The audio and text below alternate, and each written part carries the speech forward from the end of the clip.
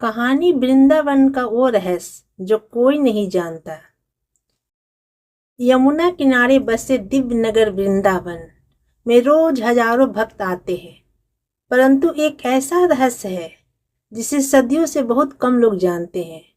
और इस रहस्य को जानने की शुरुआत होती है एक युवा लड़की नैना से।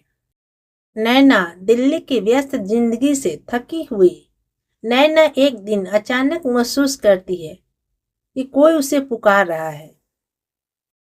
रोज रात एक ही सपना, हरे भरे वृक्ष, मंद मंद बांसुरी की धुन और कोई कह रहा है वापस आओ। नैना डरती भी थी और आकर्षित भी होती थी। आखिरकार एक सुबह उसने बस इतना कहा, मुझे उत्तर ढूंढना ही होगा, और वह निकल पड़ी वृंदावन की ओर। जैसे ही वह वृंदावन पहुंची, एक अजीब सा सुकून उसके दिल को छू गया, जैसे वह यहाँ पहले भी कई बार आ चुकी हो। नैना ने पहली बार निधिवन जाने का निश्चय किया। वहां पहुंचते ही एक बूढ़ा पुजारी उसके पास आया और बोला, बेटी तुम यहाँ पहली बार आई हो, फिर भी इस जगह के बारे में तुम्हारी आंखों में अजनबीपन नहीं है। लगता है कोई तुम्हें बुला रहा है। नैना चौंक गई। आपको कैसे पता लगा? पुजारी धीरे से मुस्कुराया। यहाँ वही आता है जिसे बुलाया जाए और जिससे रहस्य सुनने का सौभाग्य मिल चुका हो। नैना का दिल अब तेज धड़कने लगा। कौन सा रहस्य? पुजारी ने धीमी आवाज में कहा, वृंदावन में जो दिखता है वो पूरा सत्य नहीं है, क्योंकि यहाँ पर हर रात कुछ ऐसा होता है जिसे कोई आंख से देख नहीं सकता, पर पूरी धरती महसूस करती है। नैना आश्चर्यचकित थी। उसी वक्त अचानक हवा चलने लगी, पेड़ हिलने लगे, मानो कोई अदृश्य दुनिया जाग उठी हो। पुजारी नैना को एक झोपड़ी तक ले गया, जहां दीवारों पर पुराने चित्र बने थे। एक चित्र पर नैना की नजर टिक गई। चित्र में एक लड़की बांसुरी की धुन पर खोई हुई थी। नैना फुसफुसाई। पुजारी की आंखें पल भर चमकी। वह समझ गया, यह वही है जिसे भगवान कृष्ण ने बुलाया है, वो जिसे रात के समय निधिवन में रासलीला का दिव्य साक्षात दर्शन करवाना चाहते हैं।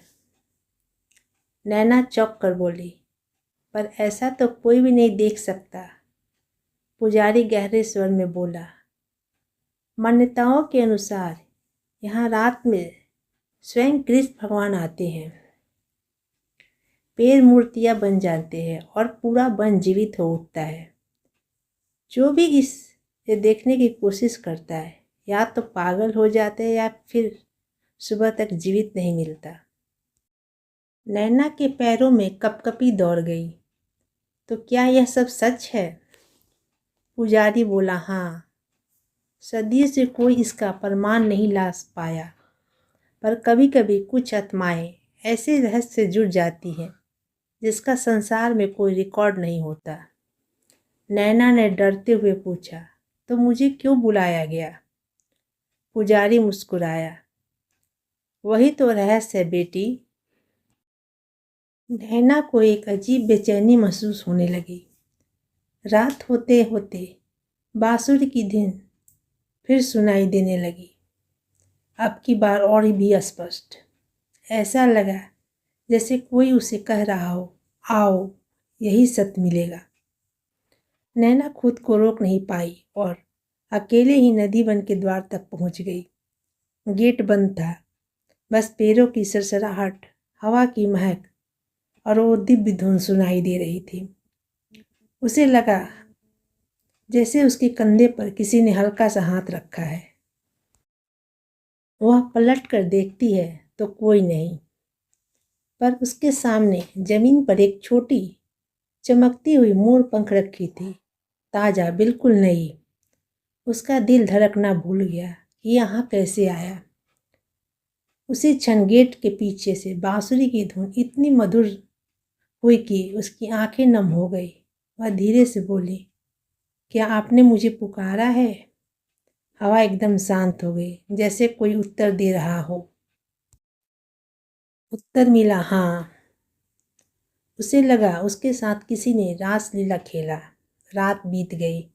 नैना घर लौटी, पर उसे नींद नहीं आई। अगली सुबह वह फिर पुजारी के पास पहुंची।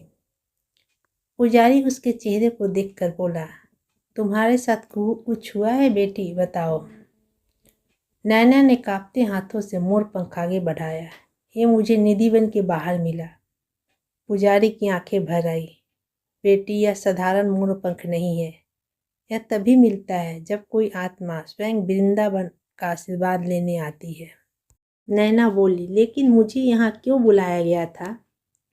पुजारी ने थोड़ा झुक कर कहा, क्योंकि पिछली बार जिस आत्मा को यह मोर पंख मिला था वह तुम ही थी। नैना सन्न हो गई। मैं कैसे? मैं तो यहाँ पहली बार आई हूँ।